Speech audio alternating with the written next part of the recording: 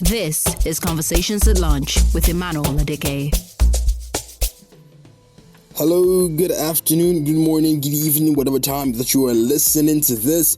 Welcome to another episode of your favorite podcast, my favorite podcast at least, Conversations at Lunch with Emmanuel. Welcome and thank you for being a part of the family. Thank you for subscribing. Thank you for following, for sharing, for liking, for commenting, for sharing your thoughts, and just for populating the entire concept, notion, and the world of Imagine Studios 116. Of course, if you don't know, if you're late or you are new to the scene, Conversations at Lunch is now a proud member of the Imagine Studios 116 family. And what does 116 stand for?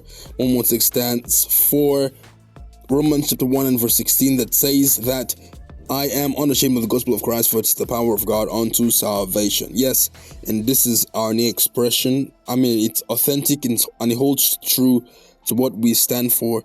And we've stood for from the very get-go. So thank you so much. So ensure that you are following Imagine Studios 116. Check out Benny, Hot Street. Check out Blender, Fake Notes. Check out Samuel Black with Pop Disciple with Samuel Black. And the shows are phenomenal, are life-changing, of course, and they are fun. Alright, last time we were here together, we asked the question was asked, can Christians listen to secular music? And I believe it was quite an insightful episode, and so much was discussed, and I felt, not just that I felt, it was, based on popular request. Two popular people requested for it, that there would be a part 2. Now, I'm not always the part 2 guy, right, when I'm doing podcasts, maybe when I'm doing a sermon probably, but it's a podcast now, so I think this is probably going to be my first part 2. I'm not sure, but I guess so. And so let's delve into it. So right now, today we are considering a nuance, or the nuance of this entire joint. One reference that was, made to me was, reference to people who are, self-acclaimed Christians who say they are, Bible believing and spirit-filled, and they are in some of this worldly spaces, not just the secular spaces, like they are the ID cabasas of society, both secular and of course tiptoeing on the worldly edge. And the question is asked many times, and the question is, how do we really balance this entire thing out? Because of course there needs to be balance. A friend of mine had it on his bio one time.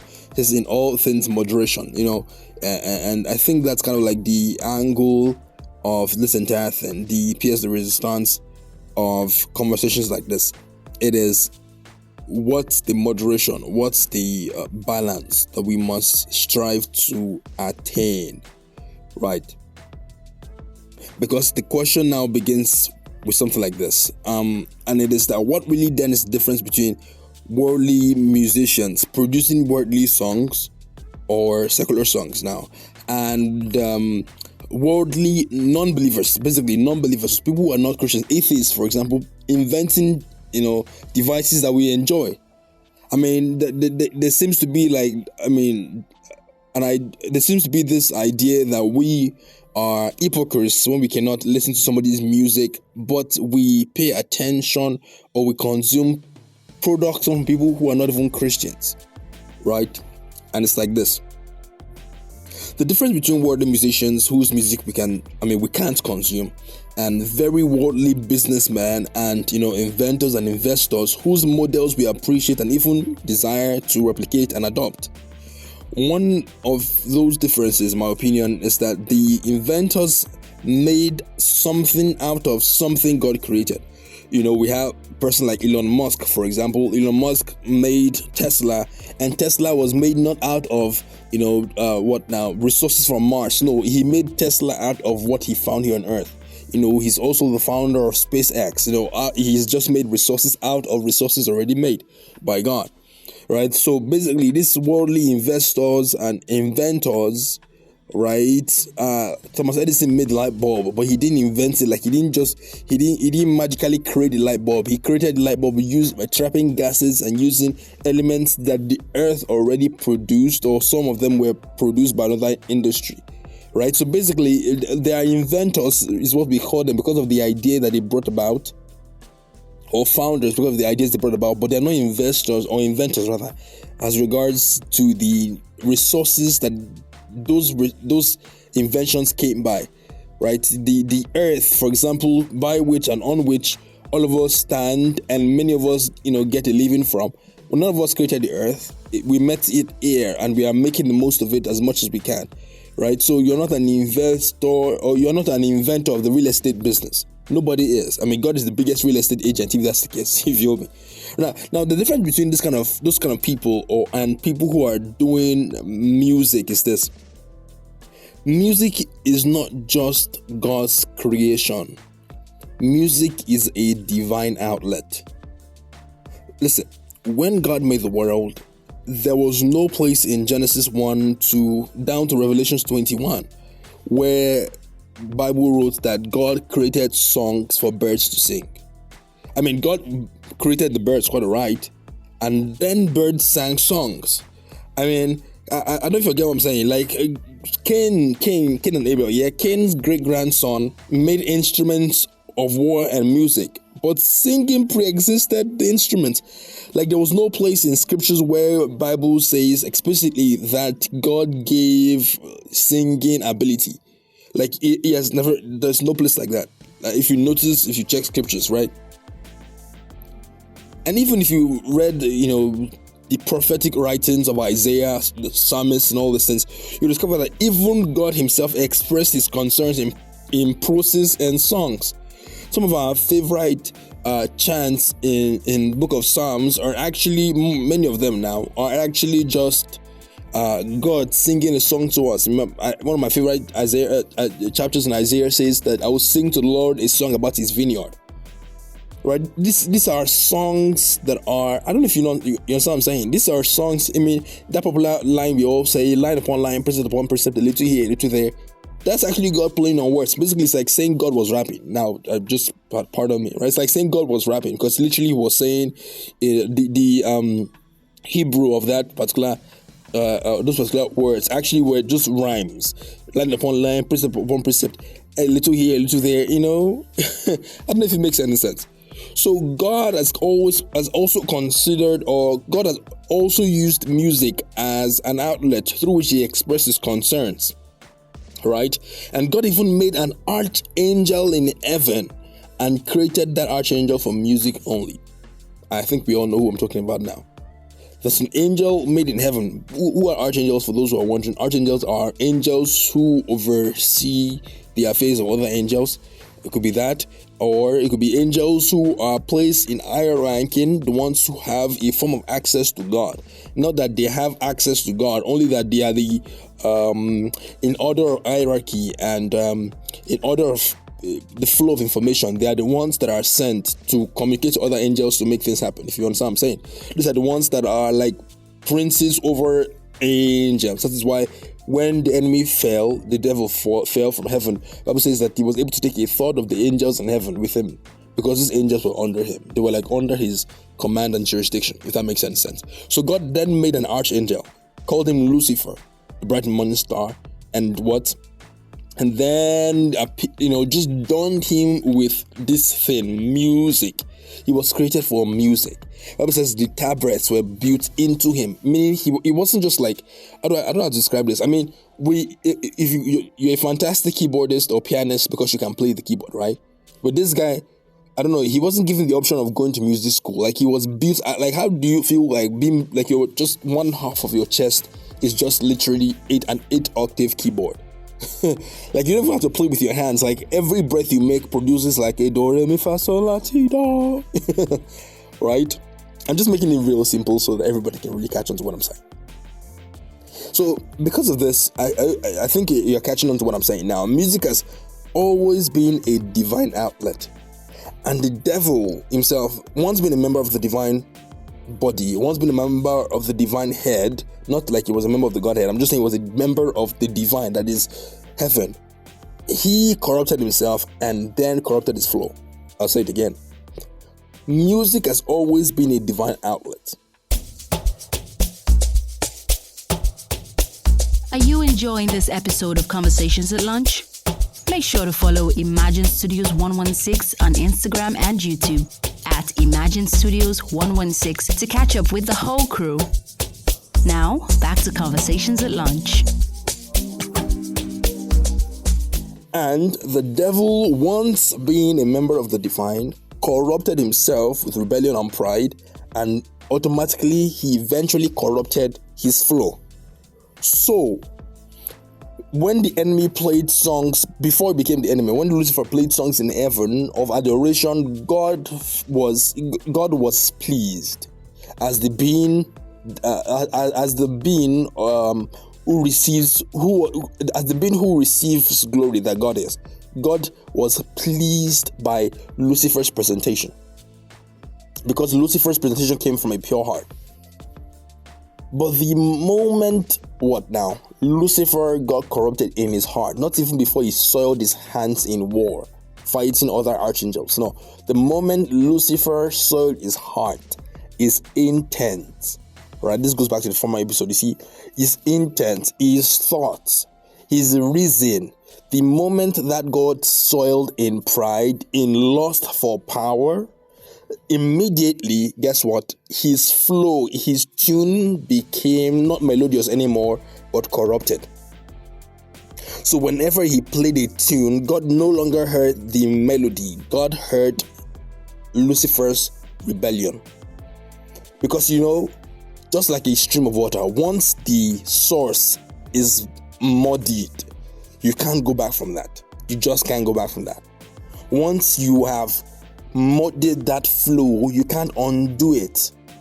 I know it's still water that's coming out of that outlet or that faucet now, but it's no longer clean water.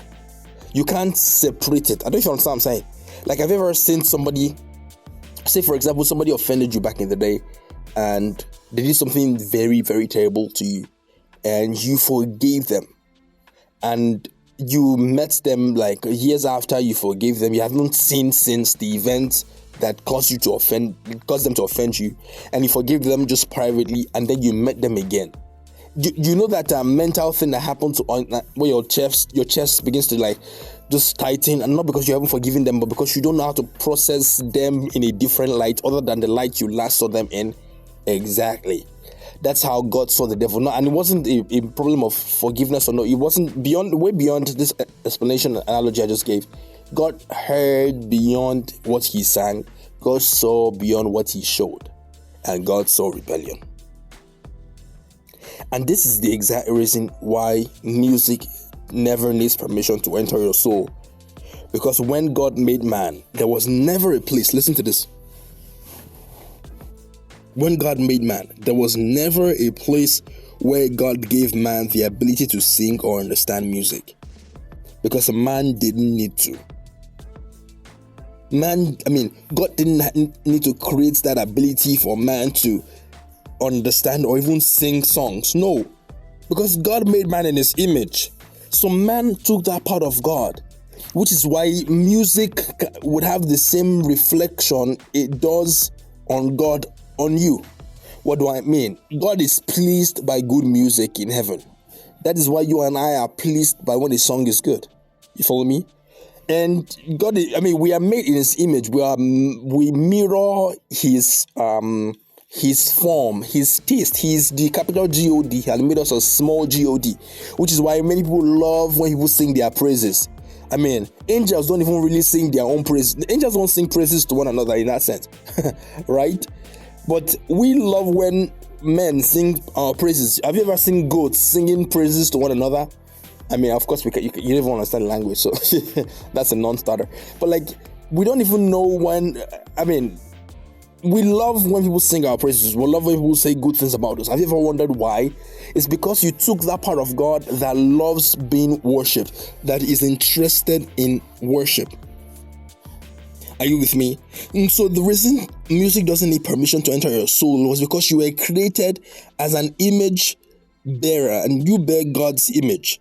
And so it is only automatic and right to think and to say that the same thing music does with God, it will do in you and do with you. Now, but the only problem is this.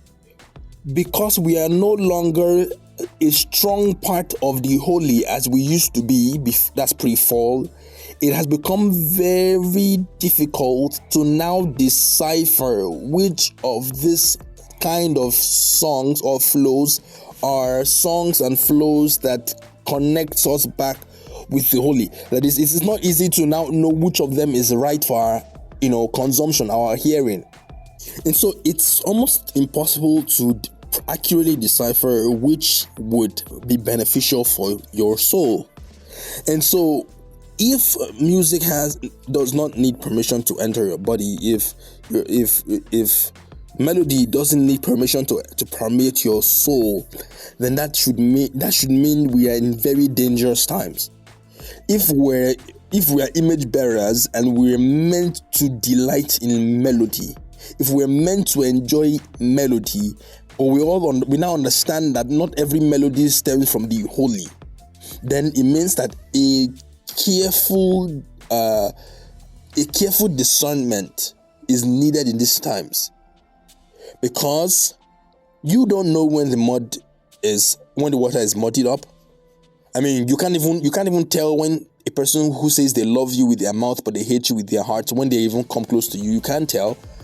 How much more can you tell the heart of a musician? Much delineation, much careful discernment needs to be made. I mean, one of the most phenomenal Christian artists of the 90s or 80s now, I don't even know. I didn't even really hear a song until like some years ago. My girl sang it to me, beautiful song. I pledge allegiance to the Lamb, with all I am, with all I am. I will seek to honor his command. I think it's what the song said. Now, as beautiful as that song is, she said she cried when she heard that song many years ago. The music video talking about people dying for the sake of the gospel. Such a beautiful song, by the way. And this is me taking nothing from that song, right? Taking away nothing from that song, I meant to say. And just a couple months ago, I was seeing a pastor's sermon where he was referring to the writer of that song, how years down the line, the musician came out and said he is no longer straight. He's now, attracted to a man of the same sex, and he divorced his wife to get married to that man. Not just that, just about a month or two ago, we saw one of the world's leading music bands, music groups, the one behind like four movies, God's not dead, he is surely alive. And we see what's happening with the lead member of the then lead member of the band. I mean, the Newsboys. Like we see all these things. Like we cannot even tell, for people who present themselves as holy, when their waters have been muddied up. We can't tell. How much more then when the person is not even was not even by any chance or yard or meter close to the presence of God. When their waters have been, in fact, they never even came with clean water before. They came with really dirty, stinking water, and they are selling it for you to drink of it, and you are drinking of it. You are drinking it and drinking it all in the name of it speaks to your mental health. Do we see that something really is wrong? There are people who are never, there's some, I'm sorry to say, but I'll say this here. This is where I can say my man, right? There's a particular Christian artist, praying musician, guy like that became famous over the years. I never really enjoyed his songs because I feel like he wasn't, nobody creates prayer or praying songs. Nobody does. Theophilus Sunday, an amazing worshiper he is, he doesn't create prayer songs. That's never his intention. His intention was to create, was to put in, on tape, to put on tape an extension of his worship life with God. The other guy makes prayer songs and he's no longer, nobody even remembers his name as much.